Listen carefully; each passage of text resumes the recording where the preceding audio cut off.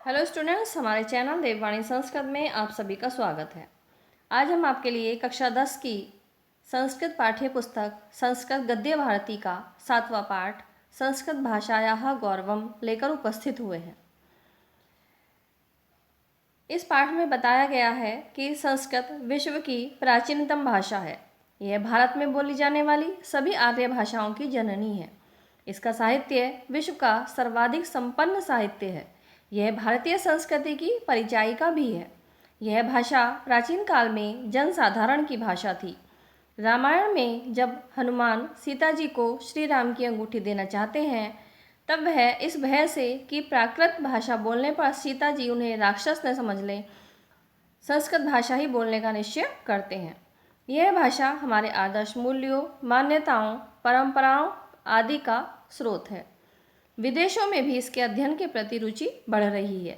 भारतीय संस्कृति और परंपराओं के ज्ञान और परीक्षण के लिए संस्कृत भाषा और साहित्य का ज्ञान अत्यावश्यक है। आइए पाठ पढ़ना प्रारंभ करते हैं। सप्तम पाठ है 7वां पाठ संस्कृत भाषाया गौरवम। संस्कृत भाषाया, संस्कृत भाषा का, गौरवम यानी महत्व, संस्कृत भाषा का महत्व। संस्कृत भाषा विश्वस्य सर्वासु भाषासु प्राचीनतमा विपुल ज्ञान विज्ञान संपन्ना सरला सुमधुरा हृदा च इति सर्वैरपि प्राच्य पाश्चात्य विद्वदभि एक स्वरेण उररीक्रियते। संस्कृत भाषा विश्वस्य, विश्व की, सर्वासु सभी, भाषासु भाषाओं में, प्राचीनतमा प्राचीन, विपुल ज्ञान विज्ञान संपन्ना विपुल ज्ञान और विज्ञान से संपन्न, सरला सरल, सुमधुरा सुमधुर, हृदा और हृदय को अच्छी लगने वाली, सर्वै अपि सभी की, प्राच्य पाश्चात्य विद्वदभि, प्राच्य यानी पूर्वी और पाश्चात्य पश्चिमी, विद्वदभि विद्वानों ने, एक स्वरेण एक स्वर में, उररी क्रियते इसको माना है। आइए अर्थ देख लेते हैं। संस्कृत भाषा विश्व की सभी भाषाओं में प्राचीन, ज्ञान विज्ञान से संपन्न, सरल, मधुर, हृदय को अच्छी लगने वाली तथा ऐसा भारतीय और पाश्चात्य सभी विद्वानों के द्वारा एक स्वरेण उररीकृत्य, एक स्वर में उररीकृत्य स्वीकार किया गया है। अर्थात संस्कृत भाषा विश्व की सभी भाषाओं में प्राचीनतम है, अत्यंत ज्ञान विज्ञान से संपन्न है, सरल है, मधुर है, हृदय को अच्छी लगने वाली है, ऐसा सभी पूर्वी और पाश्चात्य विद्वानों ने एक स्वर में स्वीकार किया है। भारतीय विद्याविद विशारदस्तु संस्कृतम नाम दैवी वाग्व्याख्याता महर्षि भी इति संस्कृत भाषा ही गीर्वाण वाणीति नामना श्रेयश्रद्धम समापनात्। भारतीय विद्या विशारद है तू, भारत के विद्या विशारद यानी विद्वान, भारतीय विद्या विशारद विद्वान, संस्कृतम संस्कृत को, दैवी वाग व्याख्याता, दैवी वाणी व्याख्याता महर्षि भी विद्वान महर्षियों के द्वारा कहा गया है। अर्थात भारतीय विद्या विशारद विद्वान संस्कृत को दैवी वाणी महर्षियों के द्वारा कहा गया है। इति संस्कृत भाषा ही, ऐसा कहकर संस्कृत भाषा को ही गिरवाण वाणी थी, गिरवाण यानी देवों की वाणी, इस नाम को देकर शय श्रद्धेव समामनातः अत्यंत ही श्रद्धा के साथ इसको पुकारते हैं। अर्थात भारतीय विद्वान संस्कृत भाषा को देवों की वाणी कहकर पुकारते हैं। ग्रीक, लैटिन आदि प्राचीनासु भाषासु संस्कृत भाषैव प्राचीनतमा प्रचुर साहित्य संपन्ना च इति। ग्रीक भाषा, लैटिन भाषा आदि प्राचीनासु भाषासु प्राचीन भाषाओं में संस्कृत भाषा एवं संस्कृत भाषा ही प्राचीनतमा यानी अत्यधिक प्राचीन, प्रचुर साहित्य संपन्ना च इति और अत्यधिक साहित्य से संपन्न है, ऐसा कहा गया है। सर विलियम जोन्स नामना पाश्चात्य समीक्षकेणापि शतद्वयवर्षेभ्यः प्रागेव समुद्घोषयति इति सर्वत्र विश्रुतम्। श्री सर विलियम जोन्स नाम के पाश्चात्य समीक्षक ने 102 वर्षेभ्यः 200 वर्ष पहले ही समुद्घोषित कर दिया था इति सर्वत्र विश्रुतम, यह सब जगह प्रसिद्ध है। संस्कृत भाषा पुराकाले सर्वसाधारण जनानां वाग् व्यवहार भाषा च आसीत्। संस्कृत भाषा पुराकाले प्राचीन काल में सर्वसाधारण जनानां, सर्वसाधारण की यानी सभी लोगों के वाग् व्यवहार भाषा बोलचाल की भाषा च आसीत् थी। प्राचीन काल में सभी लोग संस्कृत भाषा बोलते थे। तत्र इदं श्रूयते यत् पुरा कोऽपि नरः काष्ठभारं स्वशिरसि निधाय काष्ठं विक्रेतुम् आपणं गच्छति स्म। तत्र इदं श्रूयते, वहाँ इस विषय में श्रूयते सुना जाता है, यत् कि पुरा प्राचीन काल में कोई नर है मनुष्य काष्ठभारम लकड़ी का गट्ठा स्वशिरसि निधाय अपने सिर पर रखकर काष्ठम विक्रेतुम आपणम, यहाँ संधि हो जाएगी विक्रेतुम धन आपणम, काष्ठम लकड़ियों को विक्रेतुम बेचने के लिए आपणम यानी बाजार में गच्छति इसमें जा रहा था। इस विषय में यह सुना जाता है कि प्राचीन काल में कोई व्यक्ति लकड़ियों का गट्ठा सिर पर रखकर उन्हें बाजार में बेचने के लिए जा रहा था। मार्गे नृपः तेन मिलत पृच्छत भो भारम बाधति, काष्ठभारवाहको नृपम तत् प्रश्नोत्तरस्य प्रसंगे अवदत्।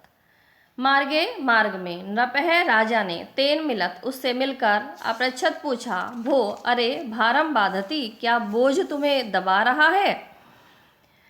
काष्ठभारवाहको लकड़ी उठाने वाले ने नृपम राजा के तत् प्रश्नोत्तरस्य उस प्रश्न के उत्तर में के प्रसंग में अवदत कहा।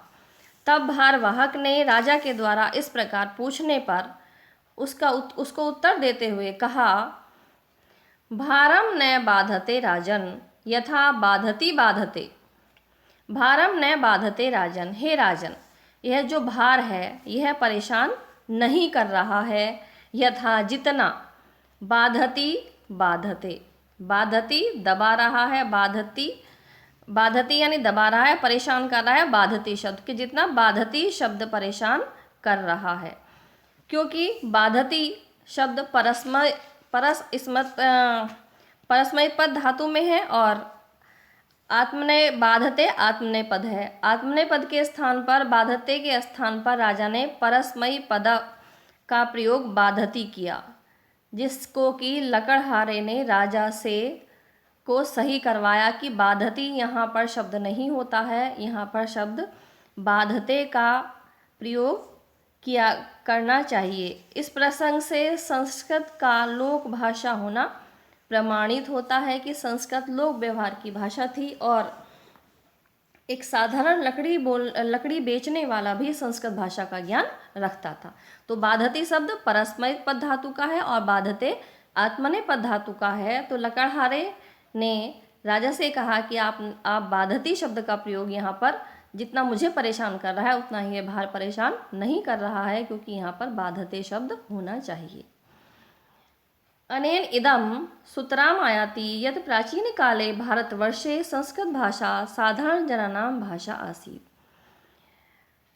अनेन इदं इस प्रकार से सूत्रम आयाति भली प्रकार से स्पष्ट हो जाता है कि प्राचीन काल में भारतवर्ष में संस्कृत भाषा साधारण जनानां भाषा आसीत्, कि भारतवर्ष में संस्कृत भाषा सर्वसाधारण की भाषा थी। रामायणे यदा भगवतो रामस्य प्रियसेवको हनुमान कनकमयी मुद्राम आदाय सीताय दातुमिच्छति तदा विचार्यति स्म। रामायण में यदा जब भगवतो रामस्य भगवान राम के प्रिय सेवक हनुमान कनकमयी यानी सोने स्वर्ण मुद्रा को लेकर सीताय दातुमिच्छति माता सीता को देने की इच्छा करते हैं, तदा विचार्यते स्म तब वह विचार करते हैं। वाचम च उदाहरष्यामि द्विजाति इव संस्कृतां रावणं मन्यमाना मां सीता भीतः भविष्यति। वाचम वाणी च उदाहरस्यति बोलूँगा द्विजाति इव संस्कृतम ब्राह्मण के समान कि यदि मैं ब्राह्मण के समान संस्कृत वाणी बोलूँगा तो रावण मन्यमाना मानकर माम मुझे सीता माता भीता भयभीत भविष्यति हो जाएंगी। कि यदि मैं द्विजाति एवं संस्कृतम च उद्धरष्यामि, ब्राह्मण के समान संस्कृत वाणी बोलूँगा तो सीता माता भीता भविष्यति अत्यधिक डर जाएंगी और मुझे रावण समझ लेंगी। एतेनपि संस्कृतस्य लोक व्यवहार प्रयुज्यताम अवगम्यते। एतेनपि इससे भी संस्कृत का लोक व्यवहार प्रयुज्यताम लोक व्यवहार में प्रयुक्त होना अवगम्यते माना जाता है। अर्थात इस दृष्टांत से भी, हनुमान जी के इस दृष्टांत से भी पता चलता है कि संस्कृत उस समय लोक व्यवहार की भाषा थी, सभी लोग संस्कृत बोलते थे।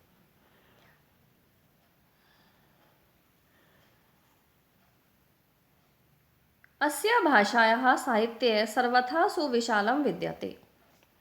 अस्या इस भाषायाः भाषा का साहित्य सर्वथा हमेशा से सुविशालम विद्यते अत्यधिक विशाल रहा है या अत्यधिक विस्तृत रहा है।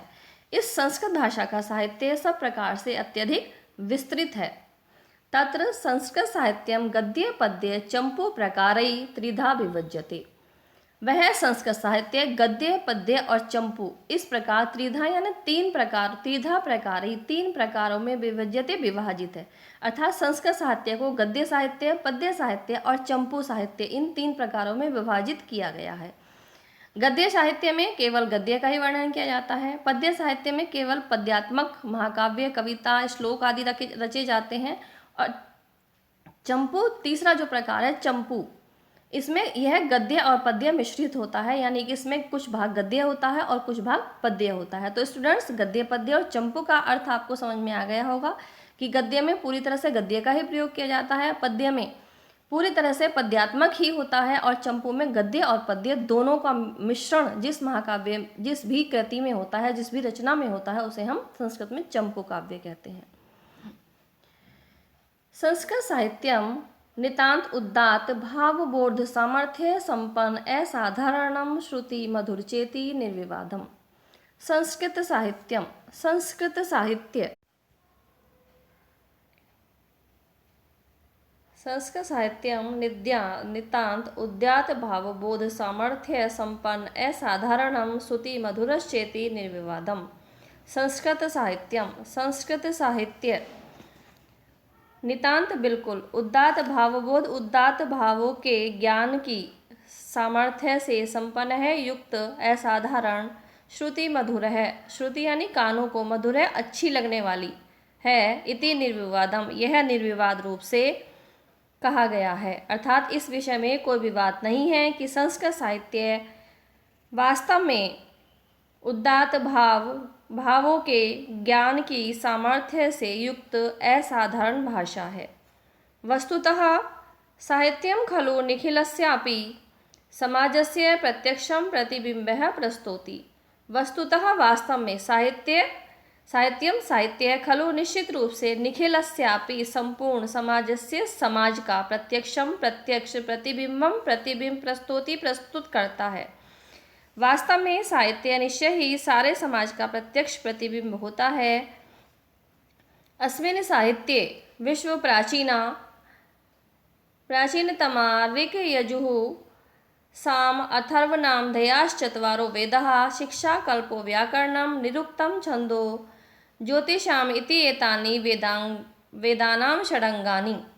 अस्मिन् साहित्ये, इस साहित्य में विश्व के प्राचीनतम ऋग्वेद, यजुर्वेद, सामवेद, अथर्व और अथर्ववेद नामधेया इस नाम वाले चत्वारों वेदा 4 वेद हैं। कौन कौन से 4 वेद हैं? ऋग्वेद, यजुर्वेद, सामवेद और अथर्ववेद इस संस्कृत साहित्य में ही मिलते हैं।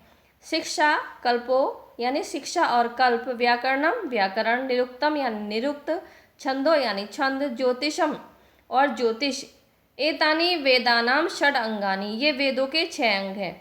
देखिए 4 वेद हुए, ऋग्वेद, यजुर्वेद, सामवेद और अथर्ववेद, ये तो आपके वेद हुए। और शिक्षा, कल्प, व्याकरण, निरुक्त, छंद और ज्योतिष ये वेदों के 6 अंग कहलाते हैं। न्याय वैशेषिक सांख्य योग मीमांसा वेदांत इति आस्तिक दर्शन शास्त्राणि चार्वाक जैन बौद्ध इति नास्तिक दर्शन शास्त्राणि उपनिषदः स्मृतः सूत्राणि धर्मशास्त्राणि पुराणानि रामायणं महाभारत इत्यादयः ग्रन्थाः संस्कृत साहित्यस्य ज्ञानरत्न प्राचुर्यं समुद्घोषयन्ति। न्याय वैशेषिक सांख्य योग मीमांसा वेदांत ये इति आस्तिक दर्शन शास्त्राणि, ये आस्तिक दर्शन शास्त्र हैं अर्थात ईश्वर में आस्था रखने वाले हैं।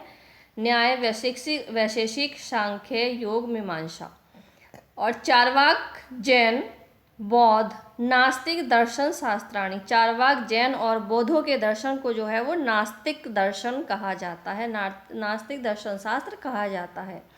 उपनिषद स्मृतः यानी स्मृतियाँ, सूत्राणि यानी सूत्र, धर्मशास्त्राणि यानी धर्मशास्त्र, पुराणानि यानी पुराण, रामायण, महाभारत इत्यादि ग्रंथा, इस प्रकार के सभी ग्रंथ संस्कृत साहित्य के ज्ञान रत्न प्राचुर्य, ज्ञान रूपी रत्न की प्रचुरता से समुद्घोषयन्ति बताते हैं या उद्घोष करते हैं।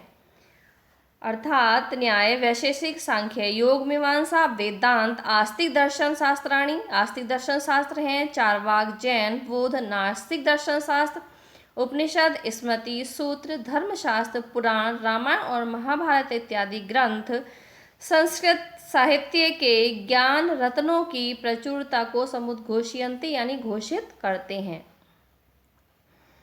वाल्मीकि व्यास भवभूति दंडी सुबंधु वाण कालिदास अश्वघोष भारवी जयदेव माघ श्रीहर्ष प्रभृतय कवयः लेखकाश्च अस्या गौरवं वर्धयन्ति।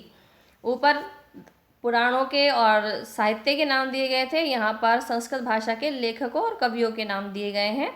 वाल्मीकि व्यास यानी महर्षि वेदव्यास, भवभूति दंडी सुबंधु वाण कालिदास अश्वघोष भारवी जयदेव माघ श्रीहर्ष प्रभृतय यानी आदि, कवयः यानी कवि, लेखकाश्च और लेखक, अस्याः इसके, गौरवम किसके, संस्कृत भाषा के, गौरवम वर्धयन्ति गौरव को बढ़ा रहे हैं।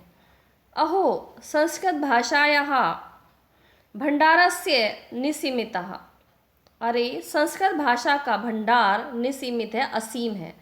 यस्याः शब्दपारायणस्य विषये महाभाष्ये लिखितं वर्तते, यस्य यानी इसके, शब्दपारायणे संस्कृत भाषा के